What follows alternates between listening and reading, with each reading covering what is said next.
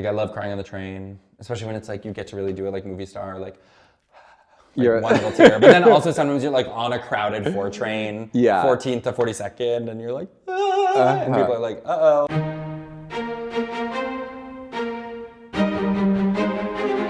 I asked you to come do this, and in my imagination, you were like saying yes because we do this thing at the gym together, and you had like 0 questions. I don't even know if you know. I don't actually know what it is. Okay. But whatever. Also, it's just like, this is like part of my, practice. I'm like, yeah, I just do stuff. So, I mean, but tell me what it is. I'm actually totally curious. Okay. Yeah. Well, the show that you are on right now. Yeah. Are we on, by the way? Yeah. Oh, great. Hi. Okay. So the premise is that it's based on my work as a therapist, and each season I will pick a kind of broad theme from my work, and then have people on who've been through that theme. Gotcha. So, so I've been trying to think of things that are kind of universal. Totally. And so the first season is about heartbreak. Totally. And we've actually been like, you kind of had this funny role in my life when I was going through this really big heartbreak. Yeah. So it's actually totally apt. Yeah, I do know about one of yours. Yeah. And so I want to, I mean, it's interesting that that's immediately what comes to mind. Totally. And so I want to know I want to know whatever you're willing to share about stories or like moments that you've experienced this. And and some people have come on and been like very willing to share like a lot of the gory details. Yeah. And that's great. I think it's like useful to people to like hear what other people have been through. But what actually is like, but the most important thing that I want is your like subjective experience of it, like what it felt like, literally, and like how did you, yeah, totally, what that was like. Yeah, well, I have some thoughts about like the way that, well, first of all, on the question of like what's to be shared, I think is like an interesting and apt question, and something I've had to think about a lot because of my job as, comedian and like talker. Yeah. Right. In my own podcast and stuff, like I love talking. Yeah. And I love sharing. Yeah. But, and it's one thing for me to share my own story and my own experience, but everybody's stories and experience like intersect with others. And especially in this case, right? Yeah. Like, and I feel like when I've talked about this, both like in my personal life and also on stage, it's like I've had to be kind of conscious as a result of like making mistakes of like how much I can share and how much it feels kind of ethical to share of like other people's experiences, right? I think I'm interested in this. I don't mean to like anyone who's listening to this get like too in the weeds, but I am interested in this for myself of like what is ethical to be asking people to share, and like having to check in with like, why am I doing this? Like it's like, is this to like have the right?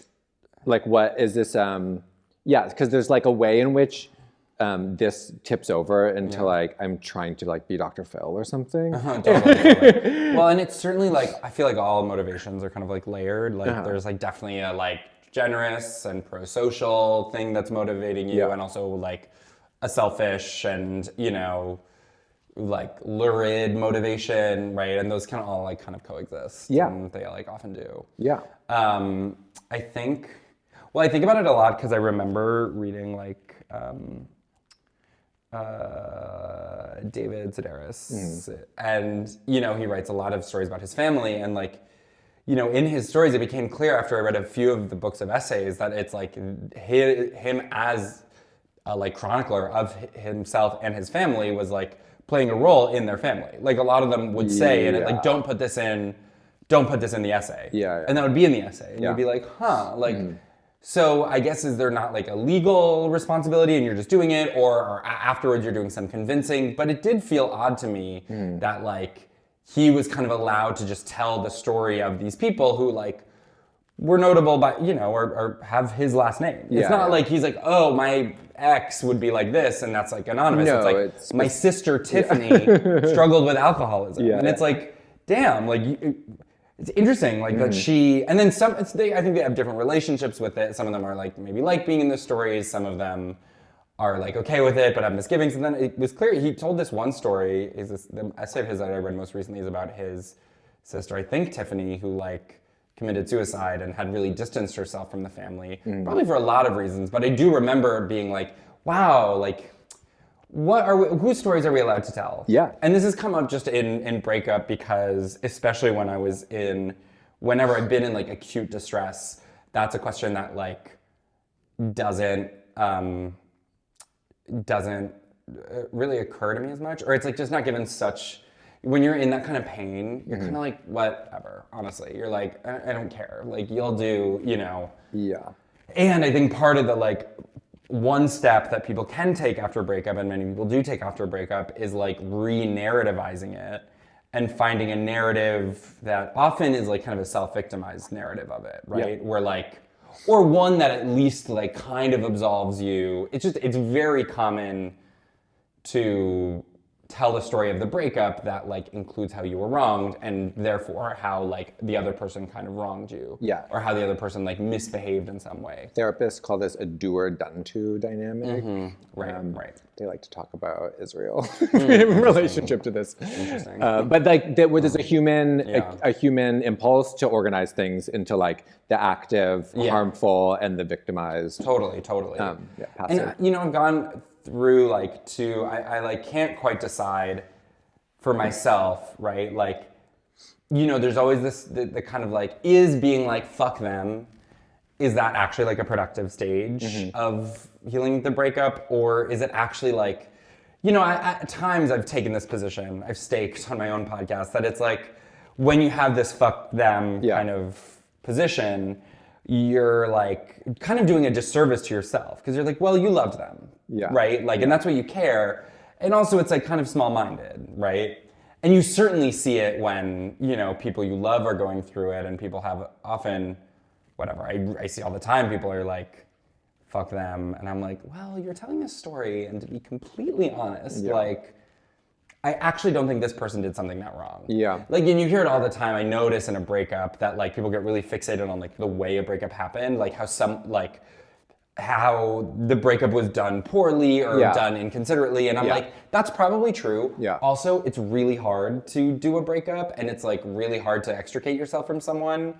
And I'm sympathetic to the pain that kind of creates that narrative, but I'm not that sympathetic to the narrative of like, I mean, with exception, sometimes people do it in a horrible, horrible way, but often it's like, and can you believe he did it like 3 days after we were supposed, it's like, it's kind of hard to do it right. It's like a really, really hard thing to do it right. And I think people kind of take the pain of like being left and being alone and all the pain associated with it. And like one of the first steps or one of the first ways of trying to understand it is like, you know, kind of victimizing yourself, which is totally understandable. I totally get it, and I've done it. Yeah. But I'm not sure, jury's still out for me personally, if that's like, you know, a stage you go through and then eventually get to the more evolved thing of being like, whatever. Well, what do you think, like, when you have been in that stage, what do you imagine, like, looking back on that, what do you imagine you're protecting yourself from? Like, if that's a defensive posture to take? Yeah, right. Like, what is the imagined worst feeling? I think the worst feeling is that a good person whom you loved left you. Yeah. Which I think maybe brings up a like kind of scary thing of like, am I unworthy? You know, questions of worth and like, it's like, oh my God, and if like you were left by a person who did misconduct, then it's like, you kind of avoid these harder questions maybe. Yeah. About like your worth, but it could be that, and it could be other stuff as well. I'm not like totally satisfied by that answer. I think there's that. I think maybe there's also like, what other questions are you protecting yourself from? Yeah, maybe it is that. Like the honest ways that you're like that like a rational person whom you loved decided they didn't want to be with you anymore. Yeah. Is like a really, really understandably really hard pill to swallow. Yeah. Totally.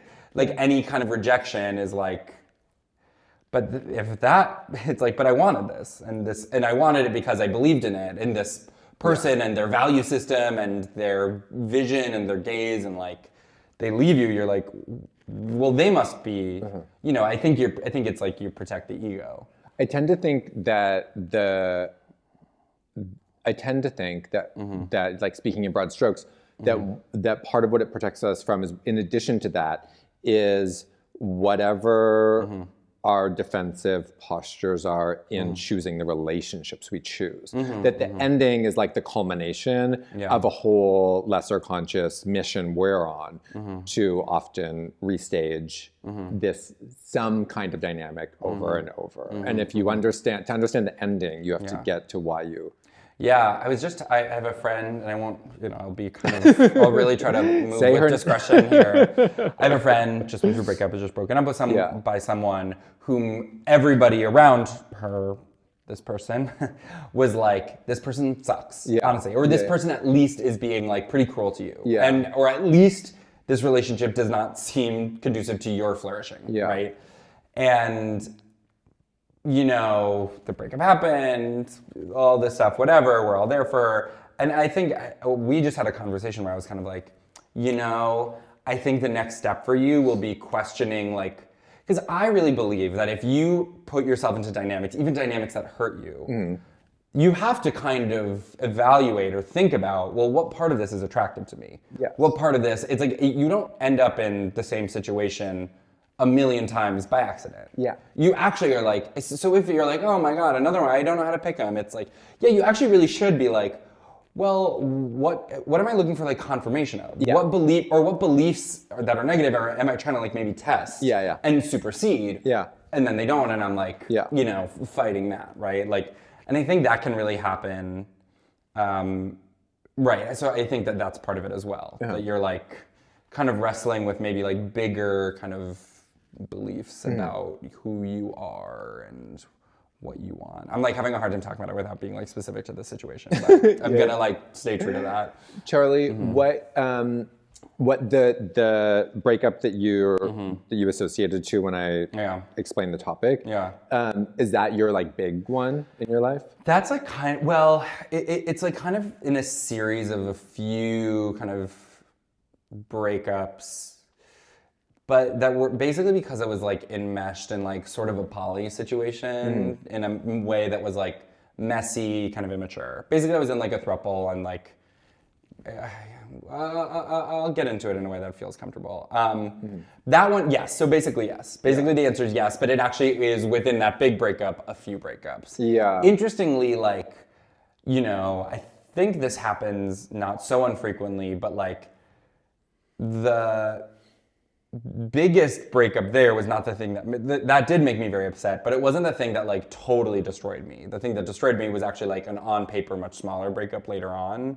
But I actually think that can kind of happen. Yes. Like that, like you go through a really big one and you're kind of like, for whatever reason, you can sort of manage it or digest it or have some story around it that like actually is kind of okay. You're like, well, this is, and then it's like the next thing that kind of like actually upends you, because you're like pinning your okayness after the first big breakup on like a hope that you're like, but it's okay because this other thing. Yeah. And then that doesn't work and you're like, oh my God, so I'm actually not okay and I've never been okay. Yeah. And so it all kind of catches up to you. So I think there's that. Yeah. I mean, the interesting thing in my like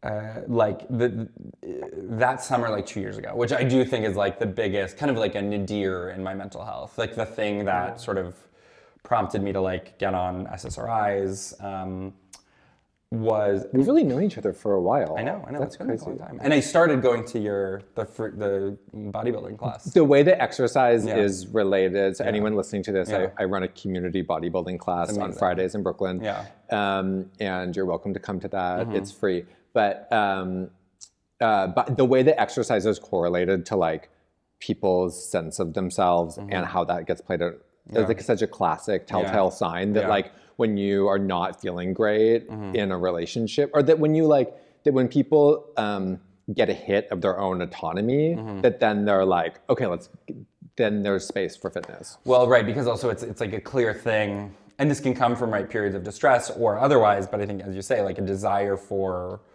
autonomy, like it's like, this is a thing that I can do and get better at. Yeah. It's actually really linear and like kind of within my control. Yeah. I can go do this thing that will like maybe in the moment make me feel better, but also will like tether me to some future where in some way I'm better than now. Yeah.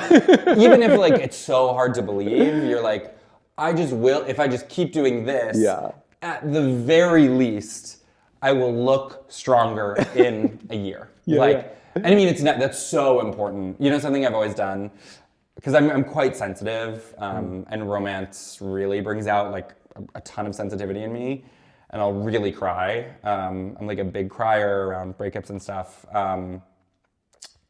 And I'll often take pictures of myself when I'm crying, especially if I'm crying alone. The impulse to I've had that since I was like a child. Totally. I've wanted to look at myself. Totally. Which obviously, again, this is another thing where it's like there's, I'm sure, a bunch of motivations. I'm sure some of them are as deep and dark as you could imagine.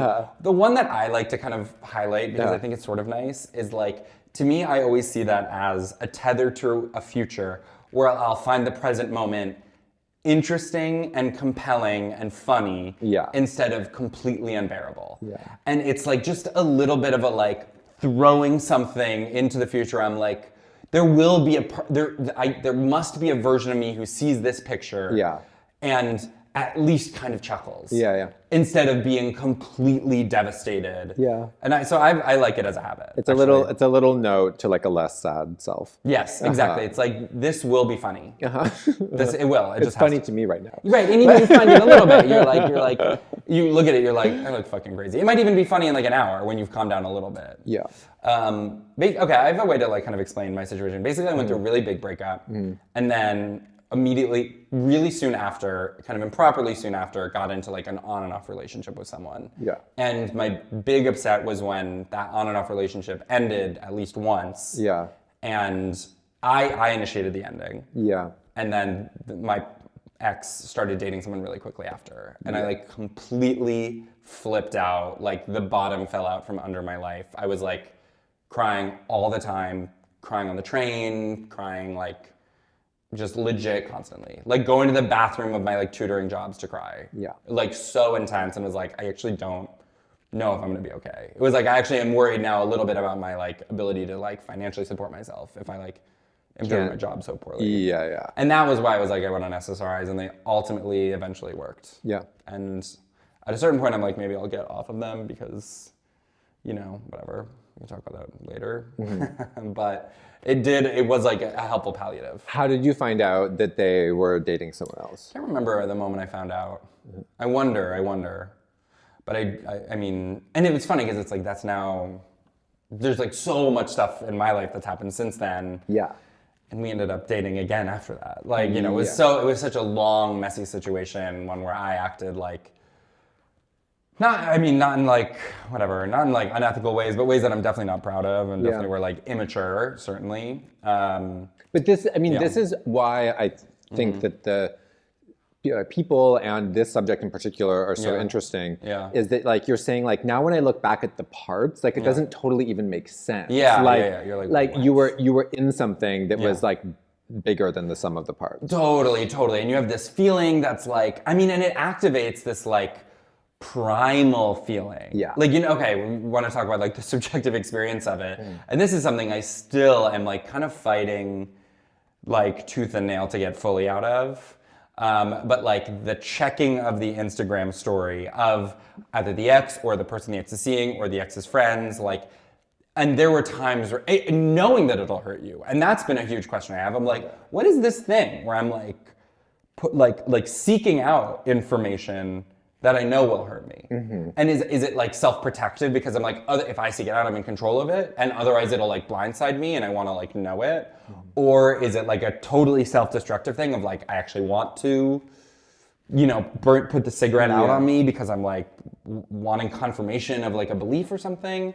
What do you think? Like what feels, and so you would go and check your ex's Instagram story to see just like this, and you know, it would be like so goofy because I would like put protective measures in place. You know, blocked and everything.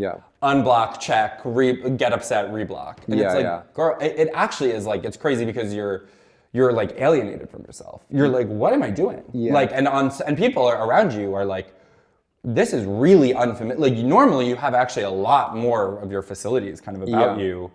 And it's kind of like astonishing to watch yourself behave that way. Cause you're like, this book I read during this period, which people thought was like crazy, and I kind of loved that. I loved doing this. This Elena Ferrante book, Days of Abandonment. Have you ever read it? I've only read the Quartet. I mean, the Quartet is amazing, best book ever, but you should read this book, Days of Abandonment. It's actually, you really should for this process, because it's totally a heartbreak book. And this is, this isn't spoiling it because this is the first 4 sentences of the book. It's like a woman, regular Italian woman, kind of middle class Italian woman. Her husband comes home and is like, I'm leaving you. No explanation, leaves. And she's like, blindsided. They've been together, like they have what she describes as like a nice marriage. They still have like a sexual relationship. It feels pretty normal, kind of normal, you know, been together 20 years, frustrations, but actually what she feels like is pretty good. And it's kind of about her like, what's that psychiatric word I want to use? Decompensation, a little bit. And then recompensation eventually. But like kind of cool because it's like she really doesn't sugarcoat it. She has this amazing kind of, Elena Ferrante as a writer is this really amazing way of like being really plain and honest, and also showing not like, it's like, yeah, she was so upset, but she was always a good mom. It's like sometimes she's a bad mom. Sometimes she's so upset in this that she's actually like literally a bad and harmful mom to her kids. And you're like, I get why, but. So you were relating to this character in the No, totally. I mean, and she was in a way worse situation than me because I was like, oh my God, I totally relate to her. And people were like, didn't you break up with him? And I was like, yeah, but it's still like, it's still really hard or whatever. But she like, I related to the thing of like kind of losing yourself and becoming so like alienated for yourself that you kind of don't really recognize your behavior, or you feel so like operating out of such like fear and sadness that it's kind of unrecognizable.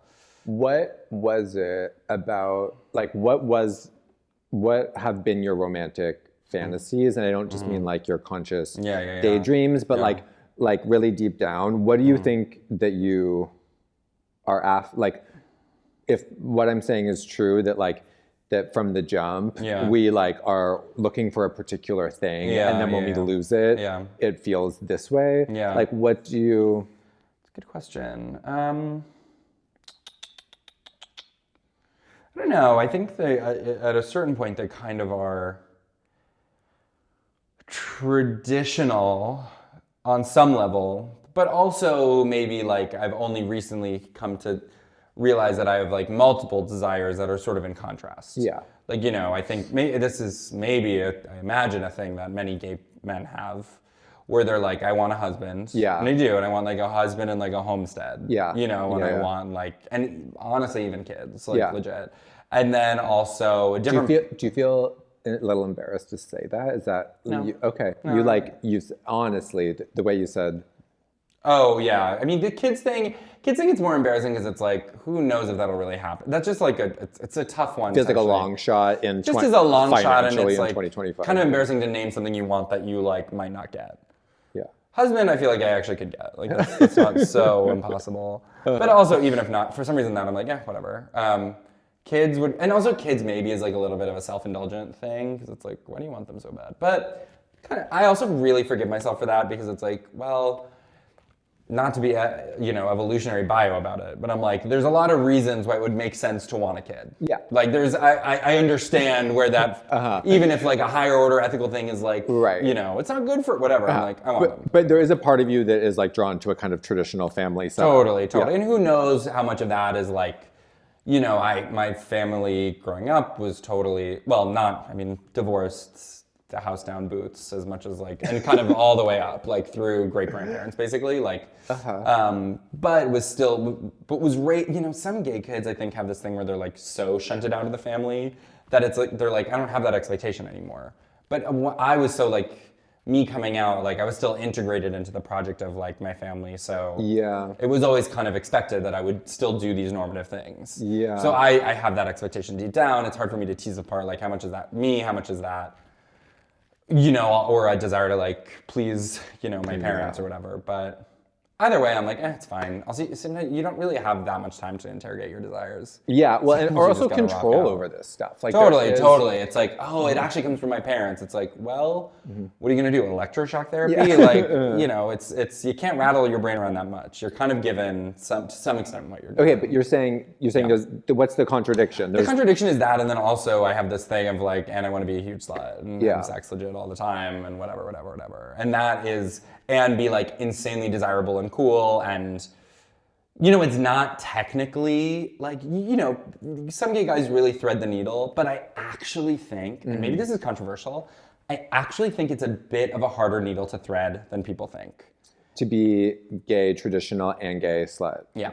I think it's actually a little, like it's a little bit, I think it's doable, but it's a little bit trickier. What do you imagine is hard about it?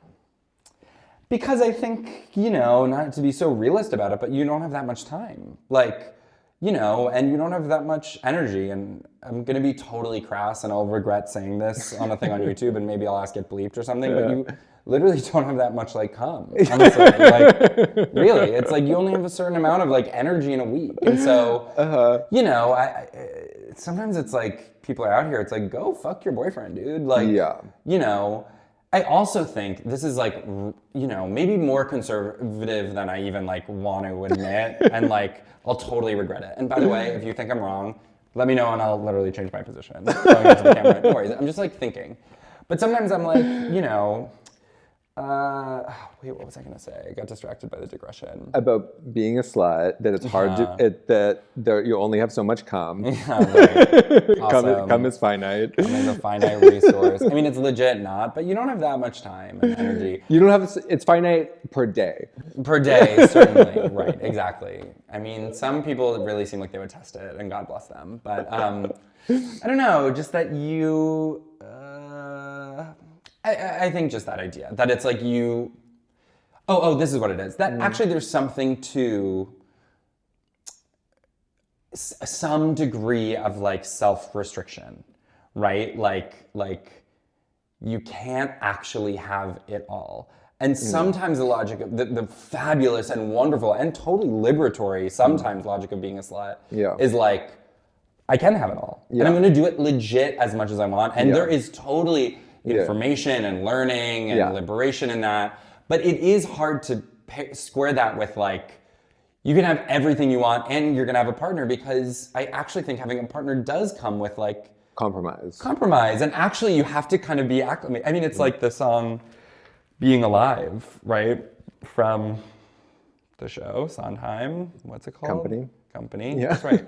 Where it's like, he's like someone to sit in your chair and ruin your sleep. Yeah. Right? Like there's some compromise in it. And like, to me, it seems like the logic of the amazing and fabulous logic of being a slut, which sometimes is literally amazing and important and wonderful in your life. And for some people, it can, whatever, maybe I'm speaking for me personally, like, does kind of rub up against that thing of like, that you have to make compromises. Yeah. And to me, there's like I don't know, but it's actually up in the air. Like, I could be wrong about this. And it could be like, I think this is actually kind of an active question being debated. Well, yeah, and I think it sounds like it's being debated in you. Totally. Of like, totally. what would a sustainable partnership look like?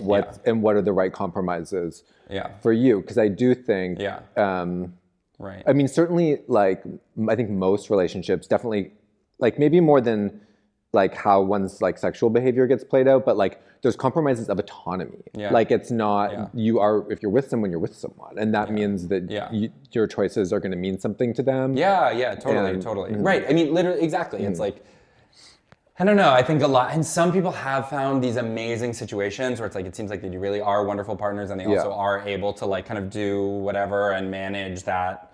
But I think it's harder than people maybe let on. Dan Savage talks, who like, I'm not here to whatever, but I like him, I think.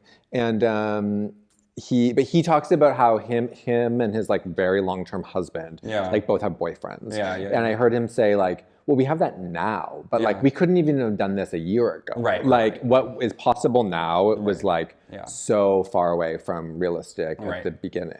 Yeah, you kind of have to like treat it dynamically. I mean, this is the thing that's tough about this line of like thinking, is that you end up at this kind of conservative idea of like, in marriage, you just make a commitment and you make that work. Like you make it work and you choose and like, you know, the thing of like, how do you make a marriage work? It's like, you don't leave, right? Yeah.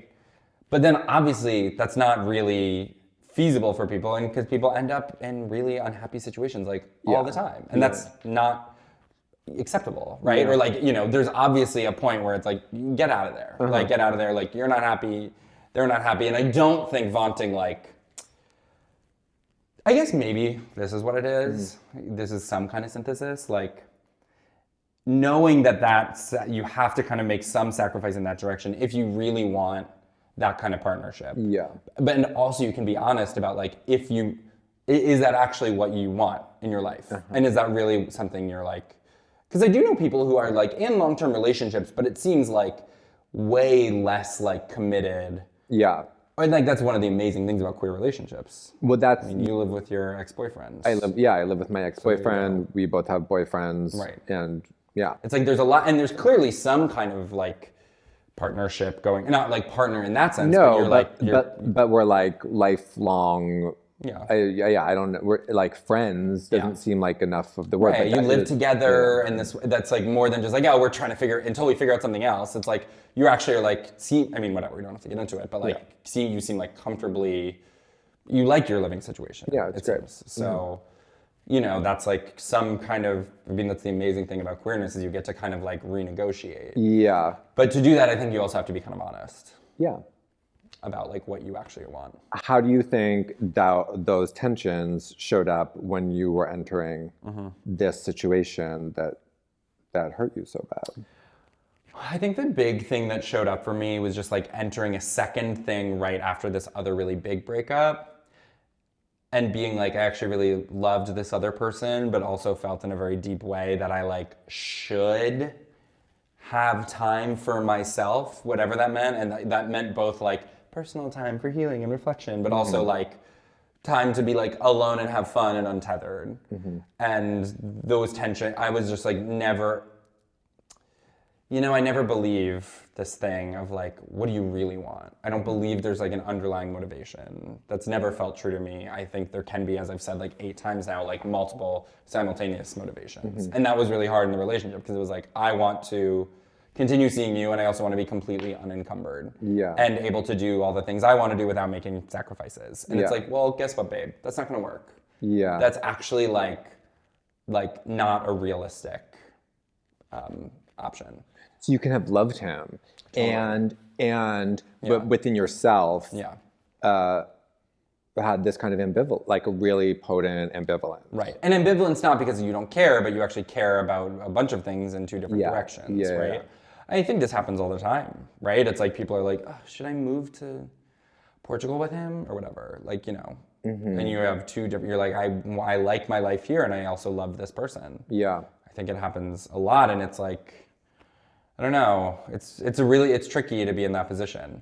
And also it led to like, you know, there's a version of a breakup where you're like, honestly, what's happening here is I'm not really into it. Yeah. And like, it's a bummer and it's sad, but it's not the end. And like, I get so sad about that, like existentially, even for someone that I'm like, I know for sure I'm not really like into in that way. Where I'm just like, I can't believe we'll never like see each other again like that. And it's like, girl, you didn't even like seeing him that much. Yeah. But like, just the like concept, the like finality, you know, the mortality of like, you won't get something happened.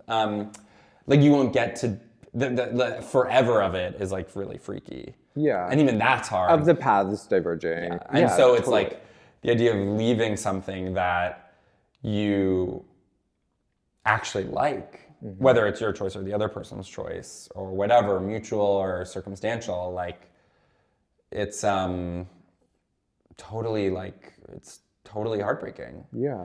And that, I mean, has always been, I mean, that's like the activating, you know, talk about the subjective experience. Like that to me always really sticks out. The like foreverness of it is really intense. Totally. And you're like, never again. No. And that's why I feel like in breakups, I often indulge in the fiction of like, but maybe in 5 years. The compromise with the grief. Yeah. That's what that is. Yeah. Yeah. You're like, just give it to me. Just give it to me. Just let me believe this thing. And then by the way, what happens in like a year, you're like, yeah, probably not. Probably not in 5 years. Yeah. And that's kind of when you know you're like really over it, is when you're like, oh, you really will be, you're far enough away from it that you're like, I wouldn't want that actually. Yeah, well, I mean, like I live with my ex, and it's like we can be together in all of these ways, but none of those feelings of when we were breaking up, like I don't. You're like, whatever. Yeah, it's totally fine. That's nice. I mean, it's a long time. After. Totally. I mean, this is the thing, and if anybody's going through a breakup, I have advice, and it's this. Unfortunately, it really is just as close as you can get to no contact. I think that's what I was going to say. Yeah. I think, honestly, it just like, and it can be so hard. And I'm like in similar communities with many of my exes and former lovers, and it's honestly horrible. Yeah. But you make it work. And I think as strict as you can be with that, the better, at least for a time. The neurochemical reason for this is that when you, like whatever, I'm not a neuroscientist, but what happens in love is that you're, like essentially you get flooded with the same chemicals that show up around like obsessive disorders. Yeah. And so it's like, you're needing to check. Or like people else, it gets compared to like what happens in drug addiction. So when you're like away from them, you're not getting the drug. The thing, And so if you're trying to like heal from them, it's like trying to get over heroin, but you like just do a little heroin every day. You're like, it just feels bad, by checking their Instagram or reading the text messages or like even that stuff, I think. Yeah. If you can stop that. And whatever, it's like, forgive yourself because inevitably you will make these mistakes. It'll happen. It's like so not the end of the world, but generally having that as a principle, I think is like the best breakup advice I could give is like, try not to see them, try not to hear about them. Yeah. The best thing that can happen is you or your ex moves to a random other place. Yeah. And that's just amazing. And then that actually like makes it possible to have a relationship in the future. Yeah. I think like you view that as like, again, an investment. Sometimes you have to just lie to yourself. You launder that in. You're like, for us to be together in the future, which is what I want, we have to kind of move to different coasts. For 3 years. I know, it's like when I've tried to get over stuff, that's always my thing. I'm like, the only way I'll actually get this is by leaving it. So I have to really believe that I'm gonna leave it. It's so hard. Why did you love this guy? Totally. I'm wondering if that might be like too personal. Okay.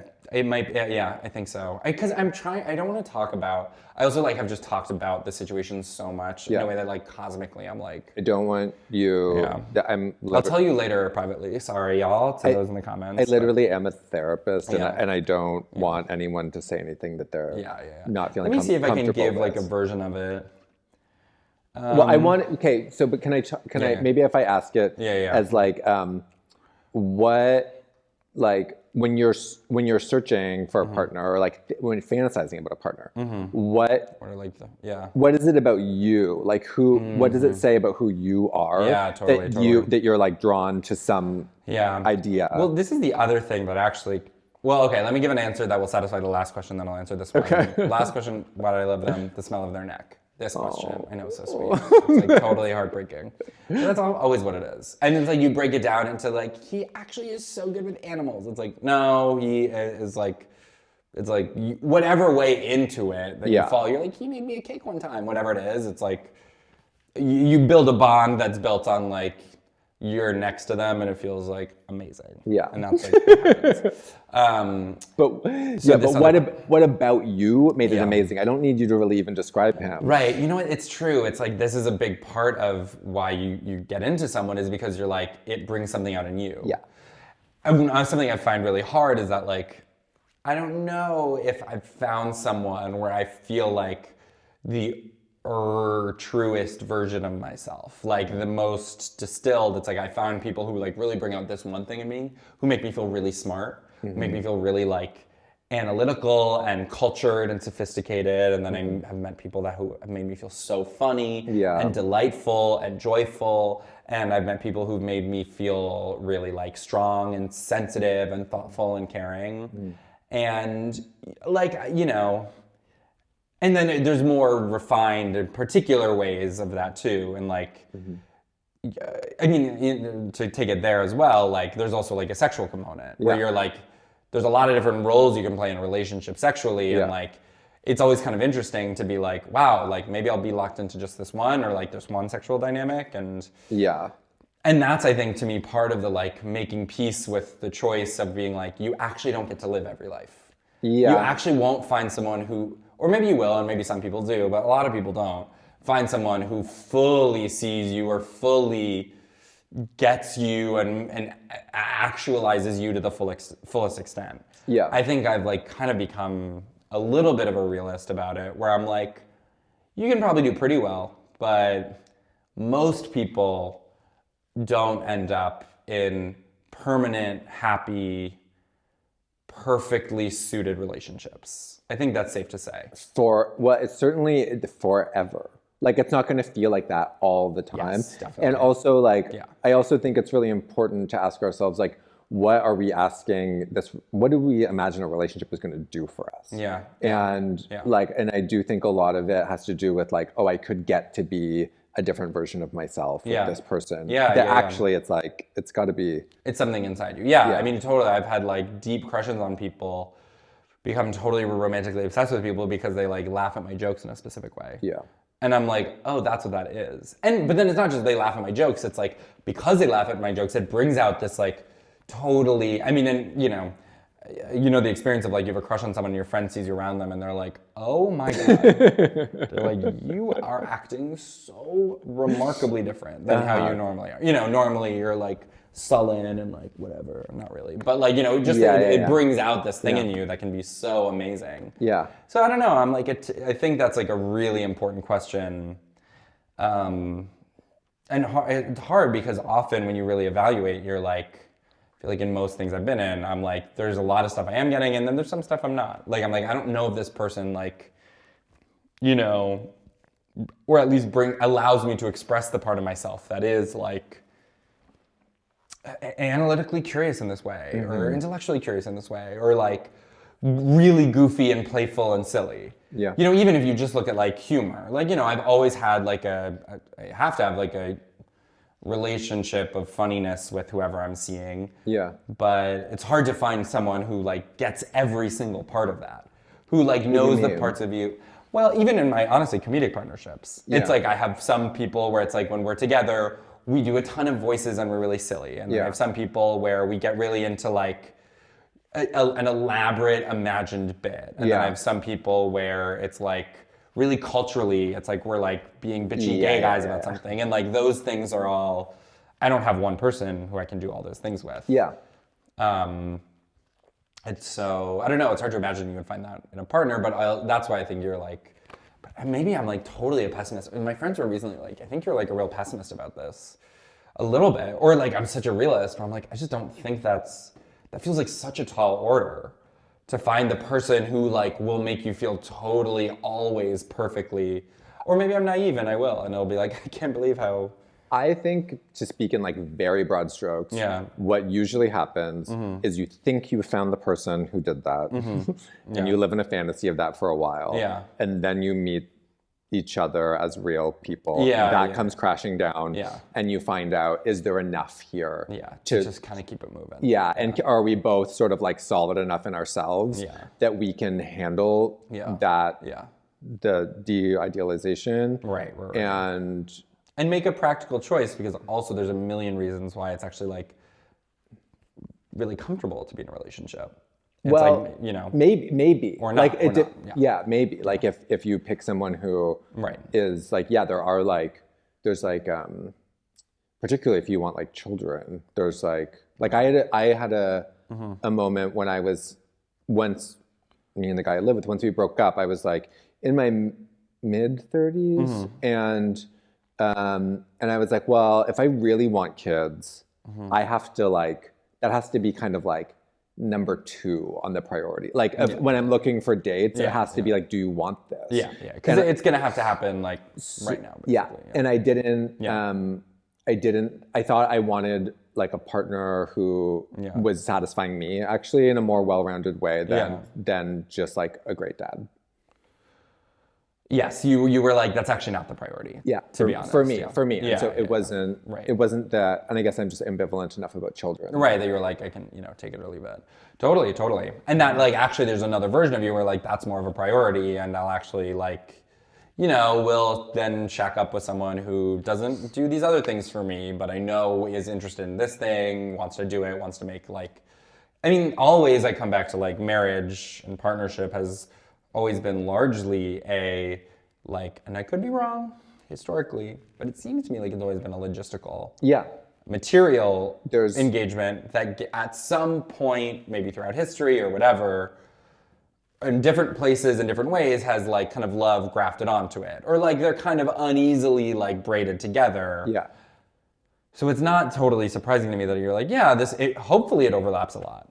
That, like this love thing is really practical. The thing that it makes very great romances, tragic romances, is when it's like it's really not practical. Like obviously the classic is like whatever, Romeo and Juliet. Yeah. But there's or like after the like Before Sunrise series, Sunrise Before Sunset, where it's like these two people who clearly have an incredible bond, but like their lives are such that it's just like they won't be able to be together. Have you had that kind of crush on someone before? Like someone that you got like a glimpse of it and fell really hard? It's a good question. I've had people where it's like, I feel like that was happening, and I like don't know if they actually totally reciprocated. Well, okay. Were people where I'm like, I bet you if we'd met each other at a slightly different time, like I was like, I was really ready and in for it, and this other person kind of wasn't, and it's like, okay, so, but maybe at a different time you would, or people, I don't know if I've ever had the thing of like, damn, I can't believe we only got a week.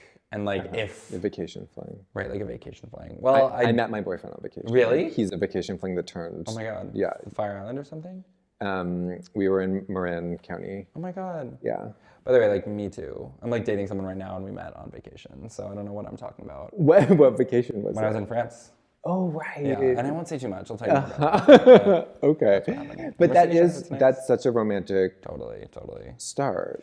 Yeah, it was kind of crazy. Like the first or second day we hung out, we like shared an electric bike and like biked down the like coast of the Mediterranean Sea. Yeah. Like because it was like we both had like electric bikes, and then like he had to park his, so he's like, oh, just share yours. And I'm like, he's like pedaling and I'm like holding onto his. It's so dreamy. And as we're like on these like winding, curving roads, I was like, this is crazy. So that was awesome. Yeah. We're still seeing each other, and he's great. So. I know that I sometimes make too big a deal out of our age difference, totally. But I am just interested in what gay life in New York is looking like from your perspective. Totally. Because it's like pretty close, but different enough that you are having a different experience, I think. Yeah. And I wonder. So tell me if that's like annoys you, but. But I do wonder about like, as you came into adulthood as a queer person, gay guy, like what your ideas were about how romantic life would go. How is it actually panning out? Yeah, I think there's a thing that happens when you turn 30 and you know more gay guys who are in their 30s and 40s, where there's a little bit of a like pressure off situation where you're like, oh, it's actually not like, I think when you're really young, especially in your early 20s, and you're like... Where's my boyfriend? Yeah, you're like, where's my boyfriend? Yeah. And then you get a little older and you're like, oh, actually, like I kind of missed the wave on like all the girls I knew in college. Like they're all married. Yeah. You know what I mean? Like for the most part. Like, and it's just a different set of expectations that leads to a different calculus. Where it's like, y'all got married. Yeah. Like, I don't know about the relationships that much. I just know that you want it. And sometimes I'm like, those relationships seem stronger because you both are just like, you're not like, oh, but what else is out there? You're just like, we found the thing and we're so grateful and happy to have been rescued from the like agony. Because also if you're straight, there's way more of an expectation than if you're a straight woman. There's like a bajillion more. And so you must be so relieved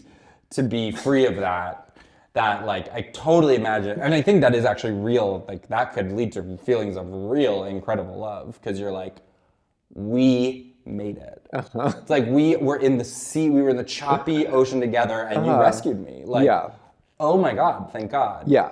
And that kind of passes, I think, a little bit when you're a gay guy. Yes. Because you're like, actually, a lot of the people I know are cool and older and have boyfriends and then don't have them. I think the thing is most people end up having like a kind of a bunch of boyfriends and you know some people who randomly get married and you're like, KK. Yeah. But that's so not the norm. Yeah.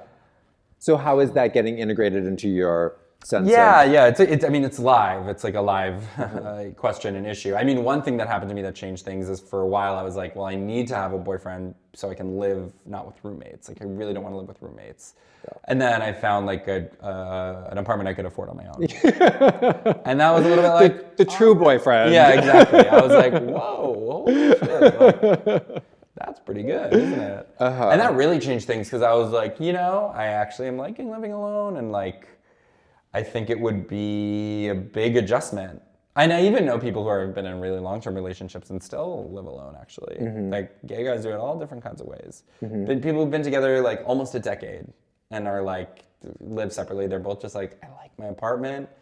I feel like there's some celebrities who've talked about that. Candice Bergen talks about, she, I think, lives in New York and her husband lives in LA. Right, exactly. And she says something like, I love him, but I don't want to see him that often. Right, exactly. You know what? That's funny. It's like actually being rich and or old is queer, honestly. You develop like, a lot of old people develop like queer relationship structures. Yeah. Because it's like, they're like, yeah, I love him. We share. I mean, I was always so curious about this because I didn't grow up with my parents together. So I often ask people, I'm like, what is it like with your parents? They're like, yeah, they're like really good friends. Like, they don't sleep in the same room, but sometimes I see them kiss, but they never sleep in the same room. And you're like, what an arrangement. Like, once you kind of pass this gauntlet of like the expectation. The fantasies about... The fantasy, what your life is, you're kind of able to be more like, what works, honestly. Yeah. I mean, my mom, I don't think I'm blowing up her spot too much. My mom, like, has no interest in dating at all. Yeah. And has dated, like, my parents got divorced like 20 years ago. Yeah. She dated a little bit since then,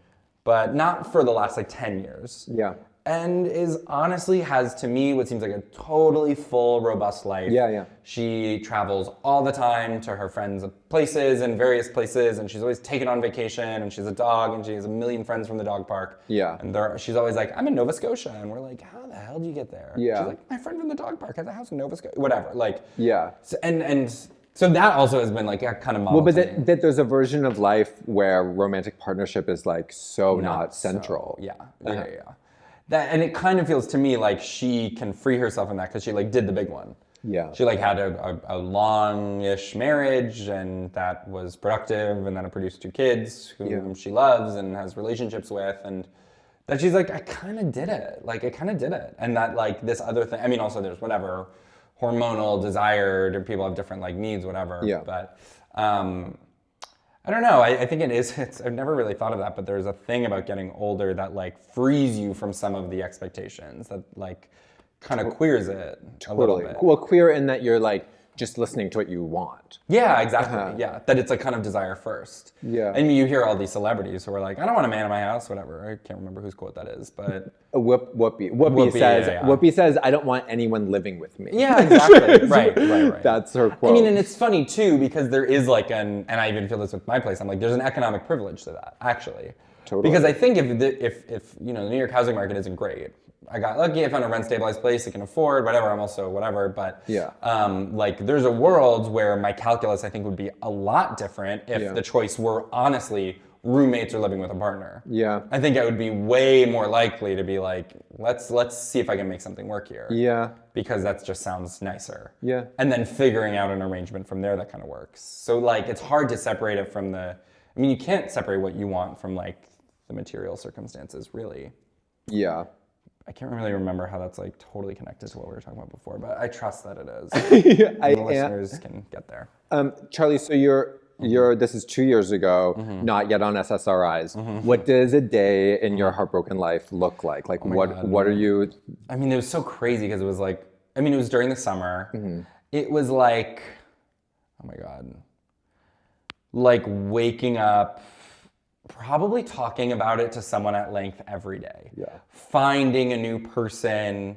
You know what was kind of cool about it? So maybe I'm avoiding the question a little bit, but I'm allowed. Whatever, but okay, I'll give a full sentence and then I'll do my digression. Like, also my schedule was is and always has been pretty unstructured. Yeah. Because I work a bunch of different jobs. I like tutor, I have a podcast, and that like together pays the bills, honestly. Yeah. So it was a lot of like waking up and I would have like nothing to do. I would like go to the gym maybe and like do that and feel like so sad there, and then come home and like usually in the afternoon have either podcasting or like tutoring. And during both of them, I was just talking about this with the podcast, it was like I would have to like stop the thing to cry. Yeah. Like crying on the train, like being so, that was like a month. There was like 1 month of the year where I was like doing bad. Big sobs. Yeah. Like kind of wailing. Yeah. Yeah. On the train. Yeah, I've been there. Yeah. I mean, it's funny because whatever, I have stand up about it. It's like I love crying on the train, especially when it's like you get to really do it like movie star, like one little tear. But then also sometimes you're like on a crowded 4 train, 14th to 42nd, and you're like, and people are like, uh-oh. Do you just let yourself go for it? Not there. Like, if I'm honest, like I am trying to keep it in there. Like that's I don't really want to be like embarrassed like that, but in some places I would, I guess. There is something cinematic about it. Totally. I mean, you gotta kind of, and this is other stand-up I'm doing about it. Like, you spend so much of the time trying to rationalize or understand why it's okay. I actually have a lot of stand-up about it. The listeners should go to my show where I talk about some of these things on January 7th at Union Hall. Great, check it out. Will this come out before then? This will be out in 2 days. Great, okay. Yeah. So you've got time to get tickets. I talk about this a lot in stand-up. I have this joke about like being so sad, you just like go to a CVS and just like walk around the CVS. Like no agenda, no plan. You're just like, or just like, there's another joke. When you're so sad, you have to start appreciating simple pleasures. You have to like go outside and be like, the sun is beautiful. Yeah.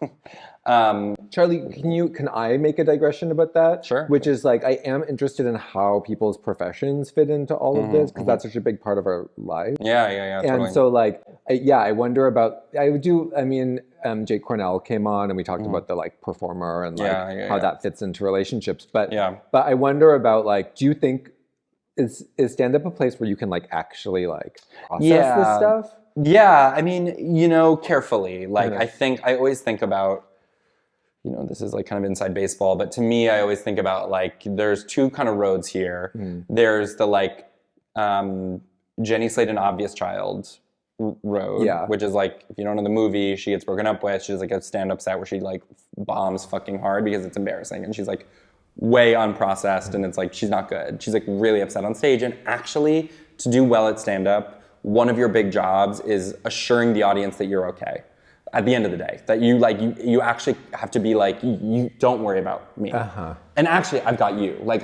you have to kind of cultivate that trust. I'd be so bad at that. Totally, but it's practice. You would get there. Genuinely.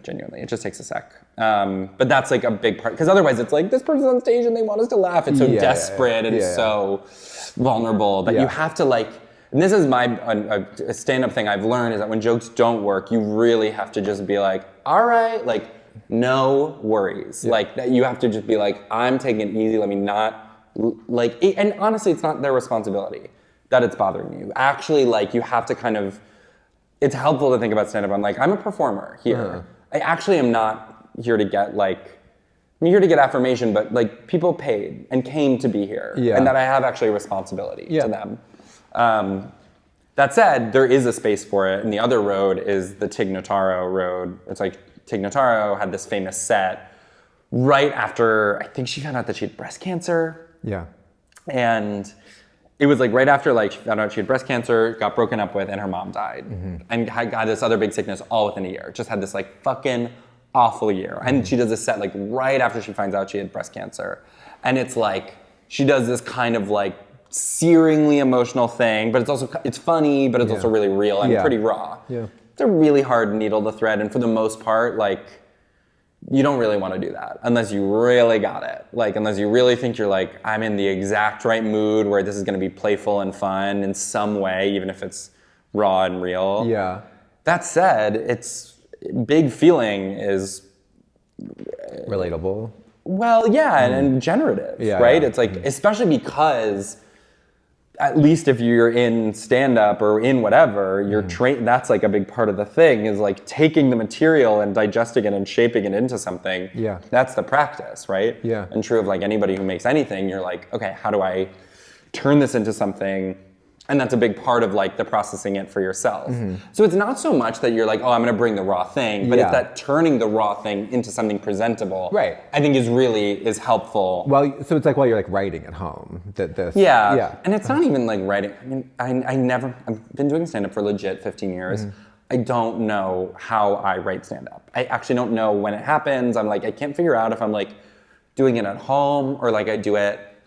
Usually I think if I had to guess, it's that like, I start kind of like I have like jokes and then I kind of riff on those and then those jokes like kind of mitosis, like split and become their own things. Like a kind of riff that's about an idea that's not funny, but it doesn't matter that much because it's still attached to this other thing that is funny. And then I build that up and find the things that are funny about that and eventually it becomes its own standalone thing. But you don't write this down? No, I don't have it. I have almost no like written, it's all like oral and shocking to me. Yeah, I don't have any like, I mean I have like names for it in places. Like if I go back through my joke notebook, I'm like, you know, I do like break up simple pleasures. Yeah. And I like kind of know what that means and I'll know like, oh, here's all the beats of that. You could organize a set, but that's not where the joke is made. The joke, it's all oral tradition. Incredible. Passed down from generations, yeah. Yeah, it's kind of cool actually. Cool. So you're crying all over the train and at the gym. Yeah. And what, so it took about a month. What helped? There was one of the things that made this really hard is that at one point, I had this big decision to make, which was, will I go to Fire Island staying in the same house? I remember this. As both of my exes. Because we'd all signed on to do it all together, and then this question came up, and it was like, all of my friends and both of my exes. And I have a really hard time with FOMO and I have a really hard time. And it was like so agonized to make that decision. And it was kind of agonizing all the way through. And then once that passed, that really helped. Once I was like, that is done. Like this, and I won't have to see, like once everybody had posted the Instagrams of it, I was like, I'm free. You know, like that felt kind of liberating. And then, you know, the SSRIs kind of hit. And that helped at least like stabilize. It doesn't like take, especially when I was really bad, it didn't take like the worst feelings of it, but they work. They kind of just distract you. They make it way easier to be like, ugh, whatever. Would they like raise the level of the basement or like however far down you might go, right? Yeah. So I felt that. What did you find out about yourself in that state?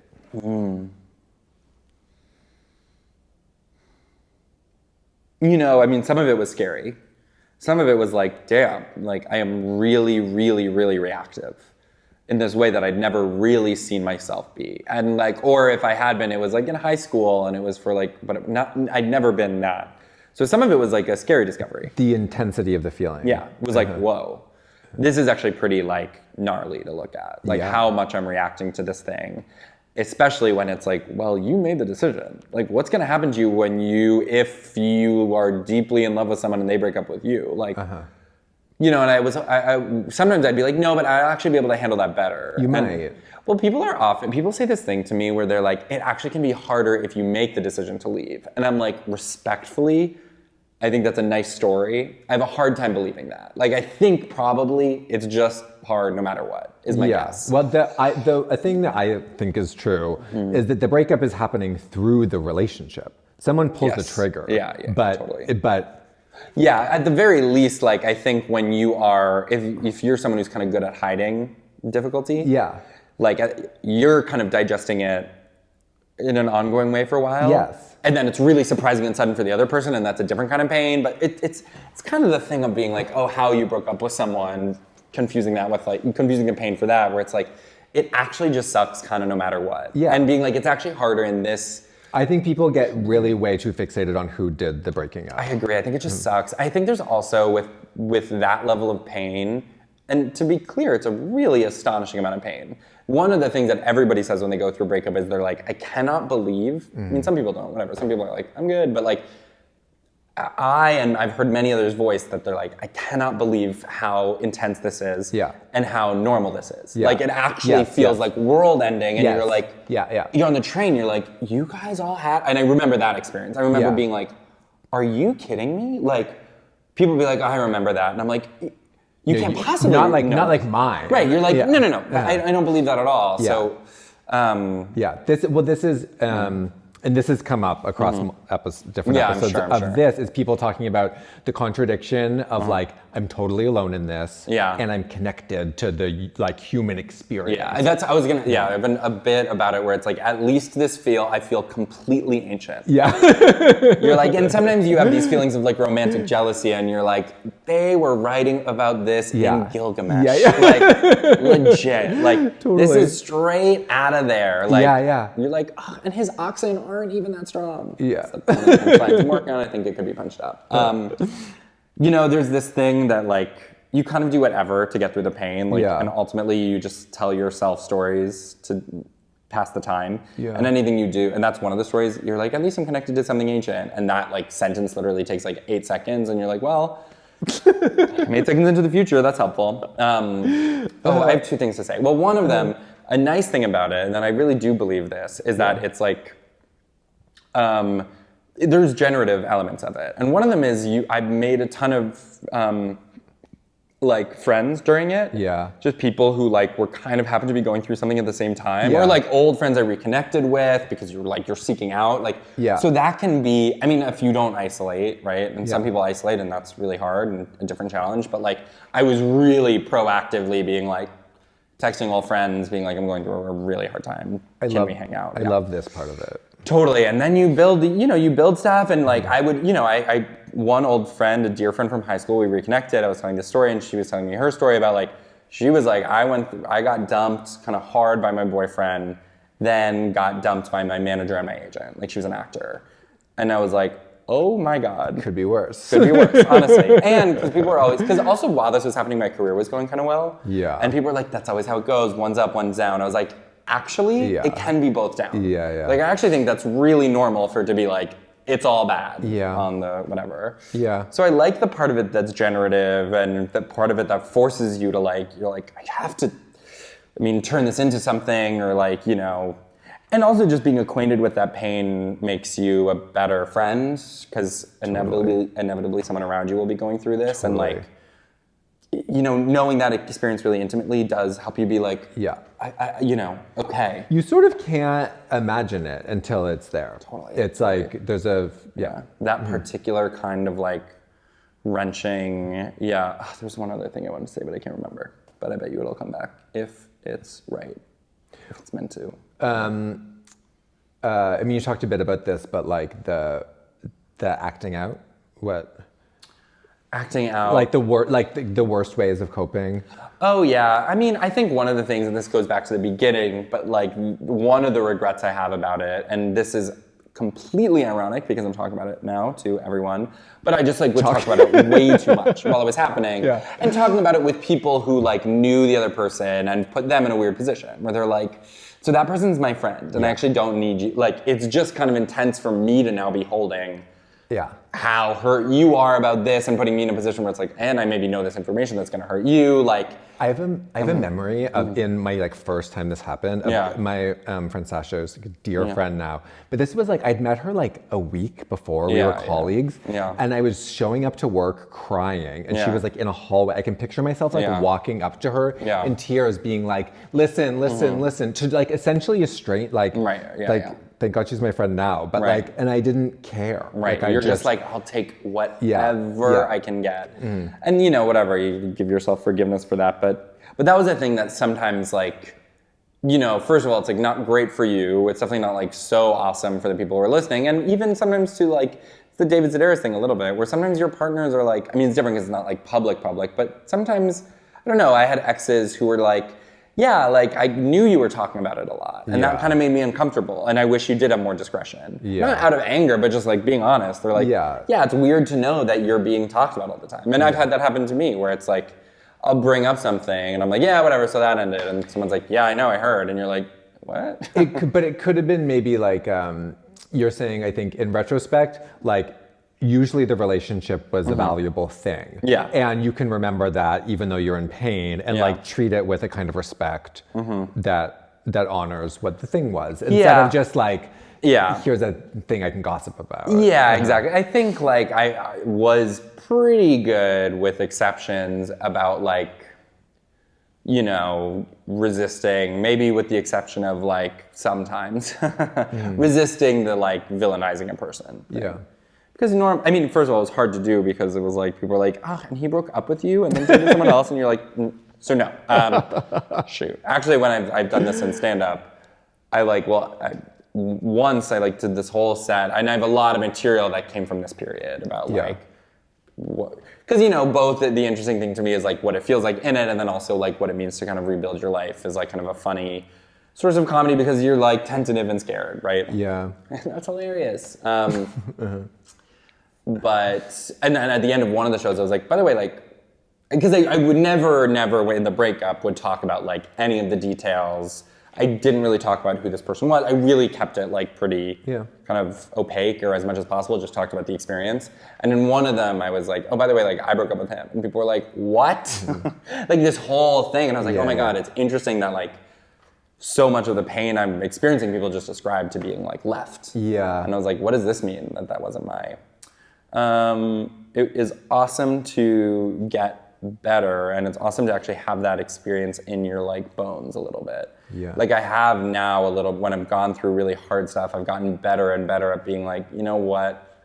I bet, as they say, this too shall pass. Yeah. Or just like, let me just not fully give in to the doom word thinking about it and let myself be like, okay. Some muscle memory around the thing ending, I think, is really useful. But you don't have it that first time. And it's like really scary. Yeah, totally. And again, it was like scary to like see myself and be like, whoa, I did not know I could react like this hard. Yeah. I mean, I had a friend who like texted me randomly, was like, hey, you want to get bagels? And it was like 4 days in of me fully having this crazy freak out. Yeah. Being like, okay. And then she was someone who like, she was actually like, I've been in a lot of therapy. Let me give you this DBT workbook. And like DBT workbook changed everything for me. Wow. Yeah. What did you, can you? Yeah. It just was like, it's so funny because I always feel like the things that end up changing me are like a phrase gets in my head and that's it. I'm a therapist and it feels so corny. These like, you know, there's like on Instagram, people are sharing these like quotes and shit. And you're like, well, that's not therapy. Therapy is like coming to my office, right? But like sometimes it's one fucking sentence. But also it's like the reason actually those quotes don't work is because they need to be supported by having a person you trust say them 1,000 times. Totally. Like that actually is what, like I think the thing with self-help books and people are always like, oh, they say the same thing again and again. It's like, that's why they work. Yeah. Because at a certain point you're like, got it. Like the thesis is in there. They're just like, repeat it again. Here's another example. Yeah. You just read something once, you're like, whatever, put that in with like the rest of the random facts I know about the world. Yeah. So you kind of need like a repeated engagement with an idea. So you're not out of a job yet. I don't know, you can like read something and it just isn't like... Well, I worry... Well, I guess what I'm saying is I'm like more open to the power of this kind of thing. But oh wait, I wanted to talk about this. This is the thing I said I'd forgotten about before. Something that really helped me, which was so goofy, is I would listen to this podcast called like How to Get Over Your Ex. Oh wow. And it was by this woman, and this blonde woman, and she had this kind of tone where she was like, hello, my breakup warriors. And you know what I really appreciated about her actually was like her, first of all, similar to me reading the Elena Ferrante, there was a time where like the only material I could engage with was about the thing. Yeah. I could not be distracted at all. Obsessed. I could only go inward. So it had to be about the thing I was talking about, but not about literally my thing. Yeah. That's why like the Elena Ferrante book and this podcast were really helpful. You were like, could pull in other characters. Other psychodramas, whatever. Yeah.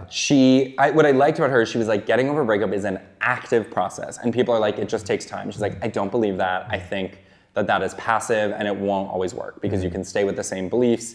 And she's like, you have to actively challenge them. Obviously, it's like the whole thing was pretty goofy. The other thing that kind of helps with that is that like, I was so aware of how goofy it was that I was like, you know, at some point, I won't listen to this anymore. Yeah. Like, this is so ridiculous that it's really hard for me to imagine this is like going to be forever a part of the central architecture of my life. Yeah. Which I actually think is often how getting better happens. That you can start to like have some distance from the Yeah, behavior. or I mean even literally just like putting yourself in like healing places that are really corny. Oh, totally. Like healing modalities, like being in groups that are just like, oh my God, I don't want to spend time. Like I don't want to spend time with these people. I don't want to like read this kind of book. I don't want to listen to this kind of podcast. I'm like, you just get tired of the start to get over yourself. Once Yes. you're like a little bored of the obsession, that's I think is like, You're like, oh my the God. first domino of the ending. Right, totally. Yeah. And you go to legit like groups or whatever. Or I would just listen to this podcast and it was, shout out to her, it was really helpful. But what was the quote in the DBT? Oh, you know the thing that really helped was like, it's funny because this is like BPD, which, you know, I don't think I'm BPD, but I think there was a reactivity there where I was like, this is really intense. I think most of us have the capacity for like borderline states. Totally. And so don't be hard on yourself about Totally. I mean, my personal philosophy with a lot of like mental health stuff is that we're to attach them as identities and not like states. Yes. And it's like most people, due to circumstantial stuff, have the capacity to enter depressive states. Some people have way more of a propensity for that. And all of us, to me, and people who have them as identities, which is legitimate, it's like, to me, it's like a metastasization of something that's normal otherwise. Yeah. Like this came up like a few years ago, everybody on TikTok was like, I'm autistic. Yeah. And it's like, you know, it's a complicated term that like, there's a lot of stuff I can't totally weigh in on. But there's a lot of people in my life who were saying like, I'm autistic. And I'm like, you know, it's kind of interesting and cool how like, you're seeing these behaviors in this diagnosis that you actually are recognizing in yourself. I think you can look at that and be like, oh, that is actually, it's helpful to recognize that maybe as an autistic behavior. Yeah. I don't think you need to take that and then like wear it as a mantle. I'm an autistic person. Right. And even for me, there were things where I was like, oh, you know what? Like, I have had these obsessions or these attachments to these ideas, or I do get stressed in that kind of situation, or this kind of thing does. Yeah. And actually, I think with any kind of diagnosis, you can kind of take what's useful and be like, oh, let me look elsewhere in this constellation. Do you know that therapists have supervisors? We like go to a more experienced person. Okay. Yeah. So I had this one named Susan for a long time. She's a much older woman who was like very wise and also kind of like unprecious about the whole project. Yeah. And we were talking, it was like during COVID, we're like on the phone talking about personality, talking about this subject. Yeah. And and she's like, you know, making her breakfast or something. And she was like, Dean, listen, with this stuff, it's a matter of degrees. And it was like, it is. And it changes. I think something that has helped me in my life is not becoming too attached to any narratives about myself. Like, you know, I joke about this a lot actually on the podcast. It's a thing that we've come back to, but like, I don't know, the various ways we narrativize like who we are and how all of a sudden you'll like look down and be like, oh, that's actually totally changed. Yeah. Like for so long, I was like, I'm a really bad sleeper. Like I'm just a really bad sleeper. And then it's like, well, guess what, babe? Like you get to bed, like you go to bed late, but you have a life where you get to sleep mostly 7-8 hours and you fall asleep within 30 minutes of getting in bed. Like, it's not so bad. Some people dream of that. Yeah, I was like, you know what? Like, maybe let's let that narrative go a little bit. Like, there have been times where it's been bad, but like, and whatever, a joke I just posted, check out my page, is like, like, recently being like told that I like snored a little bit. Yeah. Not like always, but just this one night. I was like on a vacation with friends. He was like, oh my God. I saw this on your Instagram. Yeah, it was good. It was good. Yeah, to me I thought it was funny. And I was like, that's so interesting because that means me, a non-snorer, actually snored. Yeah. It's almost maybe like a crazy kind of like scientific anomaly. You know? So whatever, I thought that was funny. If you didn't, no worries. I find this thing hard when I've found this hard in friendships when there's kind of like tropes of like, oh, Charlie's so this, and someone's hanging on to that like much longer than you're maybe it was never even that true, and like I don't want to like stop talking to me about it. Yeah, exactly. It's like actually, or let me grow and change. It's like you're always late. It's like let's reevaluate that. The thing in the DBT workbook that really helped was like this quote, and it's like the way out of hell is through misery, or something like that. Like one of the big theses of DBT is like the kind of psychic mechanism that keeps people trapped in it is like a disengagement with it. Like a denial of the thing that like lets you kind of and it's hard to explain, but I experientially know what that feels like in your head. Just be like, I'm doomed. Like I'm just doomed. Because you start the process of wanting to get better and you're like, it still hurts so bad. So, like, fuck it, it's just, and it's like every time you let go, you kind of give up. And so this attitude of like, it will get better, but there's no way out of where you are that does not hurt along the way. Yeah. Like, oh my God, we may be done. Yeah. Just let me change the battery. Yeah. Are we back? Yeah. And we're live. I'm coming back to you with Dean MacArthur. We are having a conversation about breakups. And whether or not we have borderline personality disorder. Exactly. And we're leaning on, it's complicated.